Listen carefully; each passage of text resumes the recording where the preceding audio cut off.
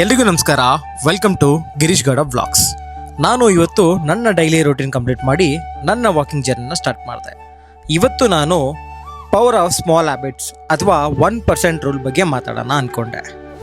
Guys, ನೀವು ಜೀವನದಲ್ಲಿ ದೊಡ್ಡ ಬದಲಾವಣೆ ತರಬೇಕು ಅಂತ ಅಂದ್ಕೊಳ್ತಿದ್ದೀರಾ, ಆದರೆ ಎಲ್ಲಿಂದ ಶುರು ಮಾಡಬೇಕು ಅಂತ ಕನ್ಫ್ಯೂಷನ್ ಇದೆಯಾ?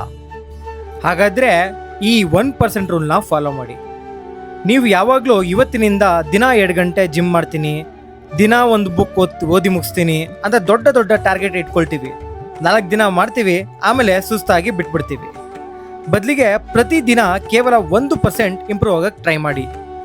ರಿಸರ್ಚ್ ಪ್ರಕಾರ ಡೈಲಿ 1% ನೀವು ಇಂಪ್ರೂವ್ ಆಗ್ತಾ ಹೋದರೆ 1 ವರ್ಷದೊಳಗಡೆ 37 ಟೈಮ್ಸ್ ನೀವು ಬೆಟರ್ ಆಗ್ತೀರಾ.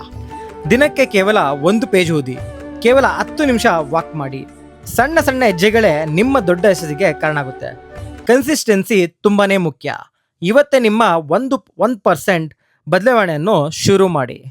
ಸಣ್ಣ ಬದಲಾವಣೆ ತಕ್ಷಣಕ್ಕೆ ನಿಮಗೆ ಕಾಣಿಸದೇ ಇರ್ಬೋದು, ಆದರೆ ನೀವು ಪ್ರತಿದಿನ ಮಾಡುವ ಸಣ್ಣ ಸಣ್ಣ ಅಭ್ಯಾಸಗಳೇ ಒಂದು ದಿನ ನಿಮ್ಮ ಭವಿಷ್ಯವನ್ನು ಸಂಪೂರ್ಣವಾಗಿ ಬದಲಾಯಿಸುತ್ತೆ.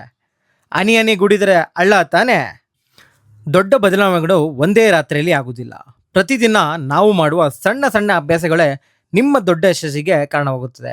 ಕೇವಲ 1% ಬದಲಾವಣೆ ನಿಮ್ಮ ಜೀವನವನ್ನು 38% ಉತ್ತಮಗೊಳಿಸುತ್ತದೆ. ಹಿಂದೆ ನಿಮ್ಮ ಸಣ್ಣ ಹೆಜ್ಜೆಯನ್ನು ಇಡಿ. ನೀವು ಇವತ್ತು ಯಾವ ಹೊಸ ಅಭ್ಯಾಸ ಶುರು ಮಾಡ್ತೀರಾ ಅಂತ ಕಮೆಂಟ್ನಲ್ಲಿ ತಿಳಿಸಿ ಅಂತ ಹೇಳ್ತಾ ಈ ವ್ಲಾಗ್ನ ಇಲ್ಲಿಯೇ ಮುಗಿಸ್ತಾ ಇದ್ದೀನಿ. Thank you.